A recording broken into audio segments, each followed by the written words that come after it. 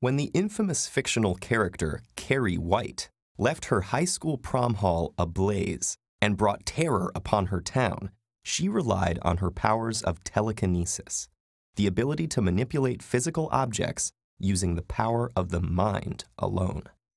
But while Carrie is just a fictional film based upon a fictional book, belief in telekinesis isn't fictional at all. For centuries, humans have claimed they really do have the power to control the motion of objects using only their minds. Levitation, opening doors at will, and spoon bending are all intriguing examples. It happens in The Matrix when Neo freezes bullets midair, and it's a skill that Yoda has honed to a T. But is telekinesis real, or just as fictional as Carrie, Yoda, and Neo combined? To investigate, we need to evaluate telekinetic claims through a scientific lens, using the scientific method. Telekinesis is part of the discipline called parapsychology, in which researchers study psychic phenomena. Parapsychologists regard what they do as a science, but other scientists disagree. Let's start with a few basic observations. Observation number 1. While there are loads of anecdotes out there about telekinesis, there's no scientific proof that it exists. No studies conducted according to the scientific method and repeated under lab conditions can show that it's real. In the 1930s, the so-called father of parapsychology, Joseph Banks Rhine, tested in the lab whether people could use telekinesis to make a dice roll the way they wanted it to. But afterwards, scientists couldn't replicate his results, and since replication is key to proving an idea, that was a problem.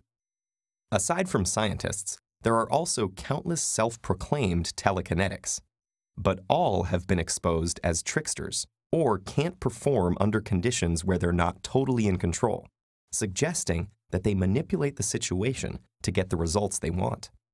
Today, there's even a huge stash of prize money available from lots of organizations for anyone who can prove that psychic abilities, like telekinesis, are real, but these riches remain unclaimed. Observation number 2. When we investigate telekinesis, there's no consensus about what exactly is being measured. Are powerful Yoda-like brainwaves at work, perhaps?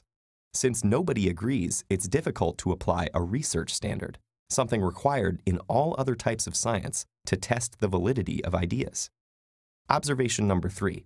The point of science is to discover the unknown. And in the history of scientific investigation, it's definitely happened that new discoveries have gone against established science, and even overturned whole branches of science. Such discoveries must be proven extra carefully to withstand skepticism. In the case of telekinesis, the idea goes against established science, but lacks the powerful evidence in favor of it. Our universe is controlled and explained by the laws of physics, and one of these laws tells us that brainwaves can't control objects because they're neither strong nor far-reaching enough to influence anything outside of our skulls. Physics also tells us that the only forces that can influence objects from afar are magnetic and gravitational. Probably the closest thing to telekinesis that science can explain is the use of thoughts to control a robotic arm. In the brains of stroke patients who can't move, researchers can implant tiny wires into the region that controls movement, and then train the patient to concentrate on moving a robotic arm, which acts like an extension of their minds. And it works. It's amazing, but it isn't telekinesis. The patient's thoughts aren't just vague, undetectable things. They're measurable brain signals, translated through wires into a robot. Science can measure, test, and explain the motion, and that's how we've shown that this kind of mind control is real. Science is a slow process of accumulating the evidence that either stands for or against an idea. When we stack up evidence, we can see which tower grows tallest. And in the case of telekinesis, it's not the tower showing that it exists.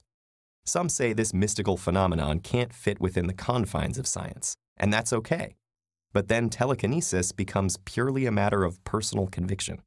If something can't be assessed scientifically, then it can't be described as scientific either. So the results of our investigation reveal that however much we may want to believe that the force really is within us, the case for telekinesis remains weak. Sorry, Neo, Carrie, and Yoda. Your skills are mind-blowing, but for now, they belong in the movies.